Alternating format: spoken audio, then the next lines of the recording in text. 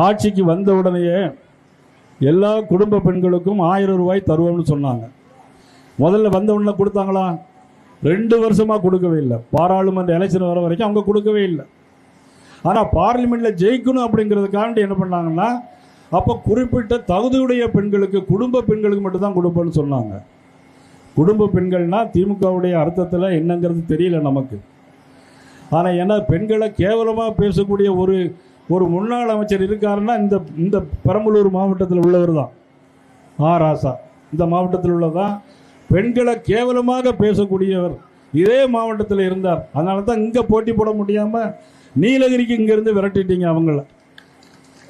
இன்னொரு அமைச்சர் பட்டம் நேரமாக போட்டால் இப்படி, நீளமாக போட்டால் இப்படிங்கிற மாதிரி பெண்களை அசிங்கமாக பேசின ஒரு ஆட்சி. அதை கண்டிக்காத முதலமைச்சர், அதாவது ஒருத்தர் பேசினா கூட நான் சொல்லலாம், அதை கண்டிக்காத முதலமைச்சர் யாருன்னா நமது தமிழக முதலமைச்சர் மதிப்புக்குரிய ஸ்டாலின் அவர்கள். இதைத்தான் மக்கள் இன்னைக்கு கேட்டுக்கொண்டிருக்கிறார்கள். ஆனால் 2 தினங்களுக்கு முன்பாக துணை முதலமைச்சர் உதயநிதி ஸ்டாலின் அவர்கள் என்ன சொல்லியிருக்காருன்னா, விடுபட்ட பெண்களுக்கு நாங்கள் தருகிறோம் என்று சொல்கிறார்கள்.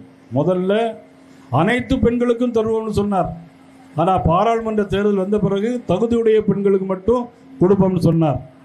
ஆனால் இன்னைக்கு துணை முதலமைச்சர் சொல்லுகிறார், நாங்கள் விடுபட்ட பெண்களுக்கு கொடுப்போம் என்று சொன்னார். இதை உண்மையிலேயே இந்த ஆட்சி தேர்தல் வாக்குறுதிகளை சொல்லி ஆட்சிக்கு வரக்கூடிய குடும்ப ஆட்சிக்கு நாம் முடிவு கட்ட வேண்டும் என்பதுதான் எங்களுடைய பயணத்தின் நோக்கமாக அமைக்கிறது.